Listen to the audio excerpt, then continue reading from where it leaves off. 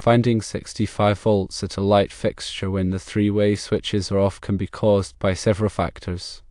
It's crucial to investigate these potential sources to ensure safety and proper circuit function. Firstly, inductive loads such as fans or fluorescent lighting can induce voltage spikes when they are switched off.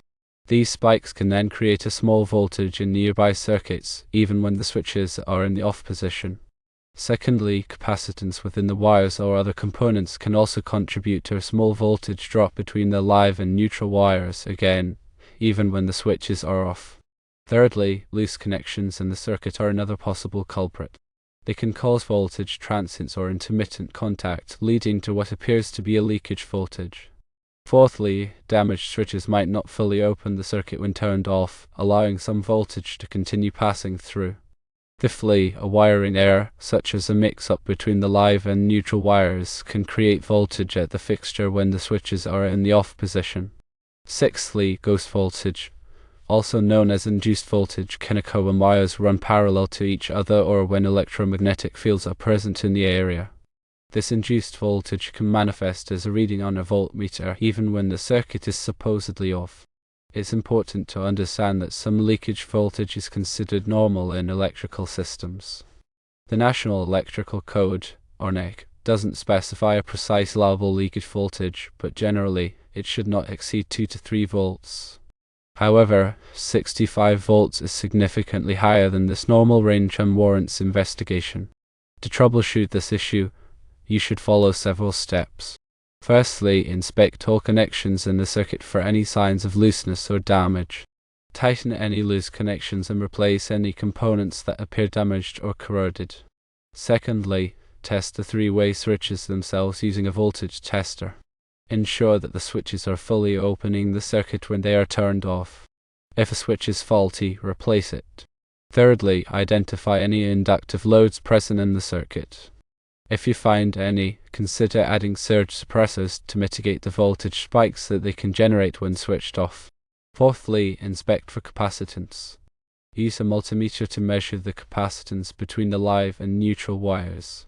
If the capacitance is excessive, consider separating the wires or using shielded cables to reduce the capacitive coupling.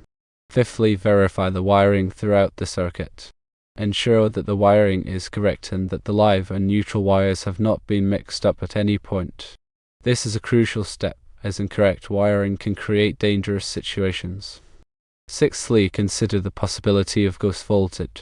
Inspect the wiring layout and identify any potential sources of electromagnetic interference. Separate the wires or use shielded cables to reduce the impact of ghost voltage. If you are uncomfortable working with electricity, or if you are unsure about any of these steps, it is always best to consult with a qualified electrician. They will have the expertise and equipment to diagnose and repair the problem safely. Here's a more detailed explanation of each potential cause and troubleshooting step. Inductive loads, like motors in fans or the ballasts in fluorescent lights, store energy in a magnetic field when they are operating. When the circuit is opened, this stored energy can be released as a voltage spike.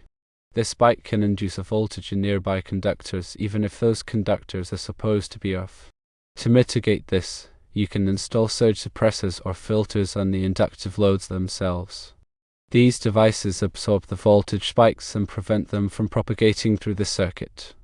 Capacitance, on the other hand, exists between any two conductors separated by an insulator. Wires running parallel to each other create capacitance. This capacitance can allow a small amount of alternating current, or AC, to flow even when the circuit is open.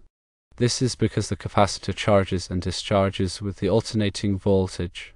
To reduce capacitance, you can separate the wires or use shielded cables. Shielded cables have a grounded layer that blocks the capacitive coupling. Loose connections are a common cause of voltage problems. A loose connection creates resistance in the circuit. This resistance can cause voltage drops and heat. In addition, a loose connection can create intermittent contact, which can cause voltage transients or spikes. To fix loose connections, you should tighten all screws and terminals in the circuit. You should also check for corrosion or damage to the wires and connectors. Damaged switches can also cause voltage problems.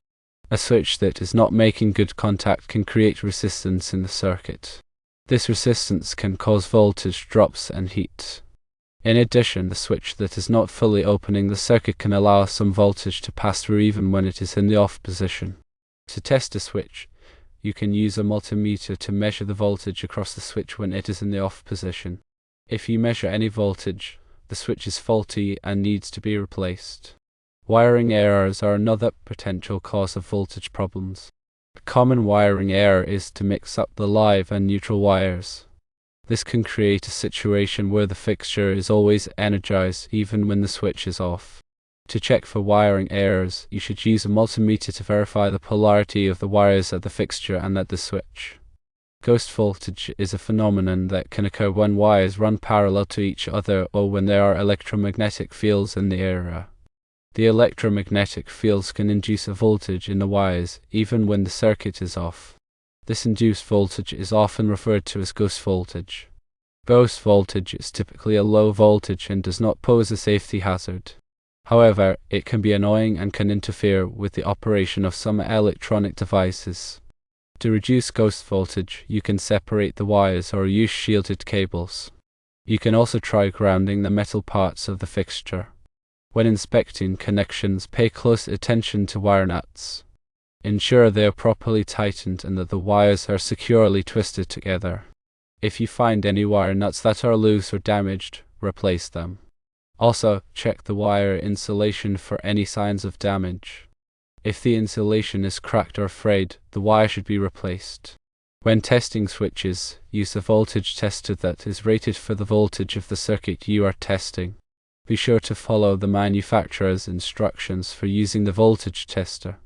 When checking for inductive loads, look for devices such as ceiling fans, exhaust fans, fluorescent lights, and transformers.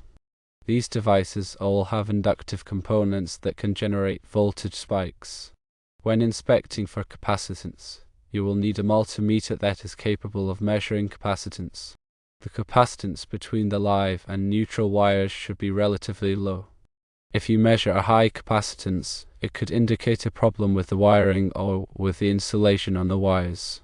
When verifying the wiring, be sure to turn off the power to the circuit before you start working. Use a voltage tester to confirm that the power is off. Double-check the wiring diagram to make sure that the wires are connected correctly. When considering ghost voltage, look for sources of electromagnetic interference such as power lines, transformers, and radio transmitters. These sources can generate electromagnetic fields that can induce voltage in the wires. Remember that working with electricity can be dangerous. If you are not comfortable working with electricity, it is always best to consult with a qualified electrician. An electrician will have the expertise and equipment to diagnose and repair the problem safely. The 65 volts reading is certainly high enough to indicate a problem that needs to be addressed. While a small amount of induced or leakage voltage might be considered normal, 65 volts is not. It suggests that there is a more significant issue at play. In addition to the points mentioned earlier, consider the following. Check the neutral connections. A loose or broken neutral connection can cause voltage to appear on other circuits. This is because the neutral wire provides the return path for the current. If the neutral wire is broken, the current may find another path back to the source, which can cause voltage to appear on other circuits. Look for any signs of water damage or moisture. Water can create a conductive path between wires, which can cause voltage to leak. If you find any signs of water damage, dry out the area and repair any damaged wiring. Consider the age of the wiring. Older wiring may have deteriorated over time, which can cause insulation to break down and create leakage paths. If the wiring is old and in poor condition, it may be necessary to replace it. If you have aluminum wiring, be extra cautious. Aluminum wiring is more prone to corrosion than copper wiring. Corrosion can create resistance and heat, which can lead to fires. If you have aluminum wiring, have it inspected by a qualified electrician. Also, investigate the specific type of light fixture. Some light fixtures, particularly older ones, may have internal components that can contribute to leakage voltage. If the fixture itself is suspected, try replacing it with a new one to see if the voltage reading disappears. Pay attention to the type of voltage you are measuring. Is it alternating current or AC, or direct current or DC? This information can provide clues about the source of the voltage. AC voltage is more likely to be caused by inductive loads, capacitance, or wiring errors. DC voltage is more likely to be caused by corrosion or a failing electronic component. If you are still unable to find the source of the voltage, consider hiring a professional electrician to perform a thorough inspection of the electrical system. They have specialized tools and knowledge to identify and resolve complex electrical issues.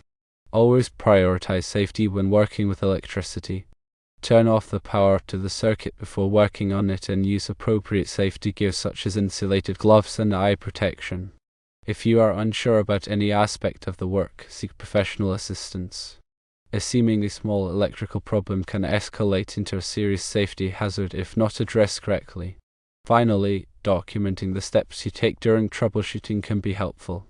Keep a record of the tests you perform, the readings you obtain, and any changes you make to the wiring. This documentation can be valuable if you need to consult with an electrician or if the problem recurs in the future. Also keep in mind that a 65 volts reading on a multimeter doesn't necessarily mean that there's 65 volts of current flowing. It simply indicates a potential difference. The amount of current that can flow depends on the resistance of the circuit. In some cases, the resistance may be very high, which means that very little current can flow, even with a 65 volts potential difference. However, it's still important to investigate the source of the voltage, as it could indicate a more serious problem.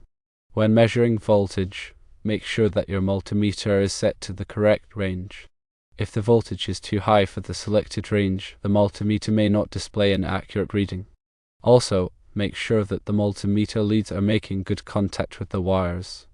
Poor contact can also lead to inaccurate readings.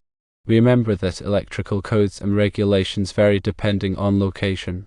Be sure to comply with all applicable codes and regulations when working with electricity.